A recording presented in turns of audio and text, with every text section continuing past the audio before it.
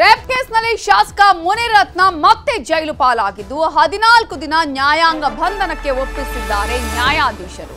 ಪರಪ್ಪನ ಅಗ್ರಹಾರ ಜೈಲಿಗೆ ಶಾಸಕ ಮುನಿರತ್ನರನ್ನ ಈಗ ಮತ್ತೆ ಕರ್ಕೊಂಡು ಹೋಗಲಾಗುತ್ತೆ.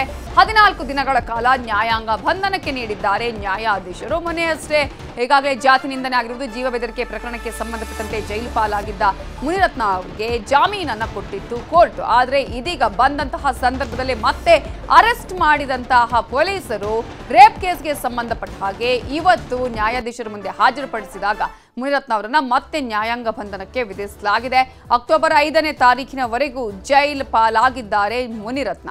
ಬಂದ ದಾರಿಯಲ್ಲೇ ಜೈಲಿಗೆ ಎಂಎಲ್ಎ ವಾಪಸ್ಸಾಗಿದ್ದು ನಿನ್ನೆ ಬೆಳಗ್ಗೆ ರಿಲೀಸ್ ಆಗಿದ್ದು, ಆನಂತರ ಅವರನ್ನ ರೇಪ್ ಕೇಸ್ಗೆ ಸಂಬಂಧಪಟ್ಟ ಹಾಗೆ ಪೊಲೀಸರು ಅರೆಸ್ಟ್ ಮಾಡಿದ್ರು, ವಿಚಾರಣೆಯನ್ನ ಕಂಟಿನ್ಯೂಸ್ ಆಗಿ ಮಾಡಿದ್ರು. ಈಗ ಮತ್ತೆ ಇವತ್ತು ನ್ಯಾಯಾಧೀಶರ ಮುಂದೆ ಹಾಜರುಪಡಿಸಿದ್ದಾರೆ. ನ್ಯಾಯಾಧೀಶರು ಅವರನ್ನ 14 ದಿನಗಳ ಕಾಲ ನ್ಯಾಯಾಂಗ ಬಂಧನಕ್ಕೆ ಒಪ್ಪಿಸಿದ್ದಾರೆ, ಮತ್ತೆ ಜೈಲಿಗೆ ಕಳುಹಿಸಲಾಗಿದೆ. ಇದೇ ವಿಚಾರಕ್ಕೆ ಸಂಬಂಧಪಟ್ಟ ಹಾಗೆ ಡಿಸಿಎಂ ಡಿಕೆ ಶಿವಕುಮಾರ್ ಮಾತನಾಡಿದ್ದಾರೆ, ನೋಡೋಣ. ನಾನು ಇನ್ನ ನನಗೆ ಸಿಕ್ಕಿಲ್ಲ.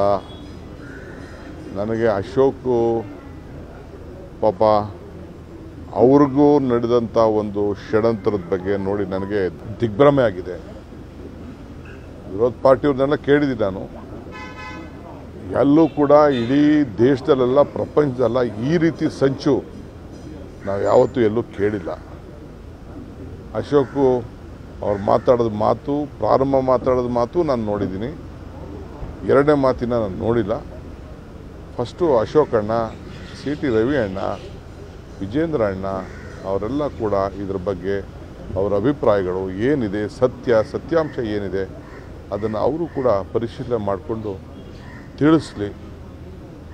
ಅವರು ಇದಕ್ಕೆ ಉತ್ತರ ಕೊಡಬೇಕು. ಕುಮಾರಸ್ವಾಮಿಯವರು, ಕುಮಾರಣ್ಣವರು ಅವರೆಲ್ಲ ತಿಳಿಸ್ಬೇಕು. ಇದಕ್ಕೆ ಡಾಕ್ಟರ್ ಮಂಜುನಾಥ್ ಆರೋಗ್ಯ ಅಧಿಕಾರಿಗಳಿದ್ದಾರೆ, ಅವರು ತಿಳಿಸ್ಬೇಕು.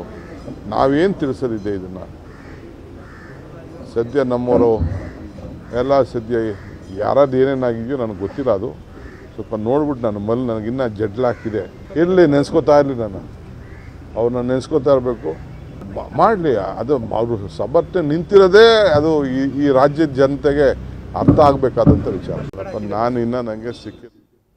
ಇದರ ಬಗ್ಗೆ ಇನ್ನಷ್ಟು ಡೀಟೇಲ್ಸ್ ಅನ್ನ ಕೊಡೋದಕ್ಕೆ ನಮ್ಮ ರಿಪೋರ್ಟರ್ ಗಂಗಾಧರ್ ವಾಗಟ ಈಗ ನೇರ ಸಂಪರ್ಕದಲ್ಲಿ ಜಾಯ್ನ್ ಆಗಿದ್ದಾರೆ. ಗಂಗಾಧರ್, ಈಗಾಗಲೇ ನಿನ್ನೆಯಷ್ಟೇ ರಿಲೀಸ್ ಆಗಿದ್ದು 2 ಪ್ರಕರಣಗಳಿಗೆ ಸಂಬಂಧಪಟ್ಟ ಹಾಗೆ, ಆನಂತರ ಮತ್ತೆ ಅರೆಸ್ಟ್ ಆಗಿ ಈಗ ಮತ್ತೆ ಜೈಲು ಪಾಲಾಗುವಂತಹ ಪರಿಸ್ಥಿತಿ ಮುನಿರತ್ನ ಅವರಿಗೆ. ಈಗಾಗಲೇ ಪ್ರಕರಣ ಸಂಬಂಧಪಟ್ಟಂತೆ ಪೊಲೀಸರ ತನಿಖೆ ಎಲ್ಲ ಮುಗಿದಿದೆಯಾ? ಯಾವೆಲ್ಲ ರಾಜಕೀಯ ಆರೋಪ ಪ್ರತ್ಯಾರೋಪಗಳು ನಡೀತಾ ಇದೆ?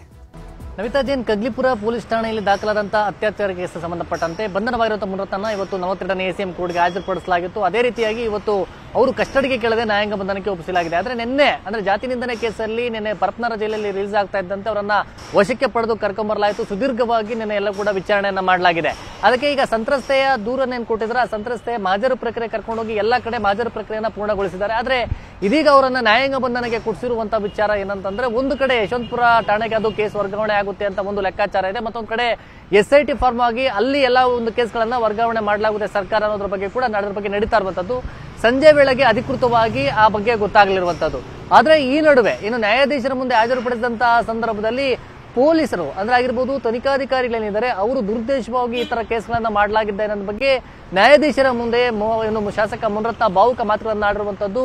ಮತ್ತೆ ಇದೆಲ್ಲವೂ ಕೂಡ ರಾಜಕೀಯ ಷಡ್ಯಂತ್ರ, ನನ್ನ ವಿರುದ್ಧ ಈ ತರ ಷಡ್ಯಂತ್ರ ಮಾಡಲಾಗ್ತದೆ, 4 ಬಾರಿ ಶಾಸಕನಾಗಿದ್ದೇನೆ, 1 ಬಾರಿ ಸಚಿವನೂ ಆಗಿದ್ದೇನೆ, ಇಂಥ ಹಂತದಲ್ಲಿ ತೇಜೋವಧೆ ಮಾಡಲಾಗ್ತದೆ, ಸಮಾಜಕ್ಕೆ ಯಾವ ರೀತಿ ತೊಂದರೆ ಅಂದ್ರೆ ಯಾವ ರೀತಿ ಮೆಸೇಜ್ ಅನ್ನ ಇವರು ಕೊಡ್ತಾ ಇದ್ದಾರೆ ಅನ್ನೋ ರೀತಿಯಲ್ಲಿ ಕೂಡ ಅಸಮಾಧಾನವನ್ನ ವ್ಯಕ್ತಪಡಿಸಿದ್ರು. ಮತ್ತೆ ಇದೆಲ್ಲವೂ ಕೂಡ ರಾಜಕೀಯ ಷಡ್ಯಂತ್ರ. ಆ ಹೆಣ್ಣುಮಗಳು ಸುಮಾರು 5 ವರ್ಷದಿಂದ ಪರಿಚಯ ಇದುವರೆಗೂ ಕೂಡ ಕೊಡಬಹುದಾಗಿತ್ತು. ಆದ್ರೆ ಈಗೀಗ ನನ್ನ ಜೊತೆಯಲ್ಲಿ ಇದ್ದಂತವರನ್ನೇ ಕರ್ಕೊಂಡು ಹೋಗಿ ಅವರನ್ನ ಅವರ ಮೂಲಕವಾಗಿ ದೂರನ್ನ ಕೂಡಿಸಿ ನನ್ನ ಒಂದು ಪಿತೂರಿಯನ್ನ ನಡೆಸಲಾಗ್ತಾ ಇದೆ, ನನ್ನ ವಿರುದ್ಧವಾಗಿ ದೂರನ್ನ ಕೊಡಲಾಗ್ತಾ ಇದೆ. ಒಂದು ಕಡೆ ಕೇಸಲ್ಲಿ ಬೇಲ್ ಕೊಟ್ರೆ ಮತ್ತೆ ಒಂದು ಕೇಸ್ ಕೊಟ್ಟು ಜೈಲಿಗೆ ಕಳಿಸುವಂತ ಕೆಲಸಗಳಾಗ್ತಾ ಇದೆ ಅನ್ನೋದ್ರ ಬಗ್ಗೆ ಕೂಡ ಅವರು ಮಾತುಗಳನ್ನ ಆಡಿದ್ರು. ಅಂದ್ರೆ ನನಗೆ ಅವ್ರಿಗೆ ಬೇಕಾಗಿರುವಂತದ್ದು ನನ್ನ ಶಾಸಕ ಸ್ಥಾನ, ಆ ಶಾಸಕ ಸ್ಥಾನವನ್ನ ನ್ಯಾಯಾಲಯದಲ್ಲಿ ನಾನು ರಾಜೀನಾಮೆ ಕೊಡ್ತೀನಿ, ಅವರೇ ಶಾಸಕ ಸ್ಥಾನವನ್ನ ಇಟ್ಕೊಳ್ಳಿ, ನನಗೆ ಇದು ಬೇಡ, ಈ ತರ ಟಾರ್ಚರ್ ನಮಗೆ ಬೇಡ ಅನ್ನೋ ರೀತಿಯಲ್ಲಿ ಅವರು ಮಾತುಗಳನ್ನ ಆಡಿದ್ದಾರೆ. ಅದರ ನಿಟ್ಟಿನಲ್ಲಿ ನೀವು ಎಲ್ಲಿ ರಾಜೀನಾಮೆ ಕೊಡಬೇಕು ಆ ಪ್ರೊಸೀಜರ್ ಇದೆ, ಅದು ನೋಡ್ಕೊಳ್ಳಿ ಅನ್ನೋ ರೀತಿಯಲ್ಲಿ ಕೂಡ ನ್ಯಾಯಾಧೀಶರು ಹೇಳಿರುವಂತದ್ದು. ಸದ್ಯ ಅವರನ್ನ ಈಗ ಪರಪ್ಪನಗರಕ್ಕೆ ಕರ್ಕೊಂಡೋಗಿದೆ. ಯಾಕಂದ್ರೆ ಮೊನ್ನೆ ಪರಪ್ಪನಗರದಲ್ಲಿದ್ರು, ಮತ್ತೆ ಕರ್ಕೊಂಡ್ಬರ್ಲಾಗಿತ್ತು, ಈಗ ಮತ್ತೆ ಪರಪ್ಪನಗರ ಕಳಿಸ್ಕೊಟ್ಟಿದ್ದಾರೆ.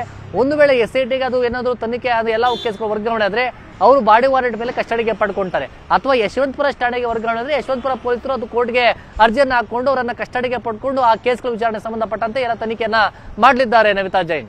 ಓಕೆ, ಥ್ಯಾಂಕ್ ಯು ಗಂಗಾಧರ್ ಡೀಟೇಲ್ಸ್ಗೆ. ಕನ್ನಡಿಗರ ನೆಚ್ಚಿನ ನ್ಯೂಸ್ 18 ಕನ್ನಡ ಈಗ ವಾಟ್ಸ್ಆಪ್ನಲ್ಲೂ ಲಭ್ಯ.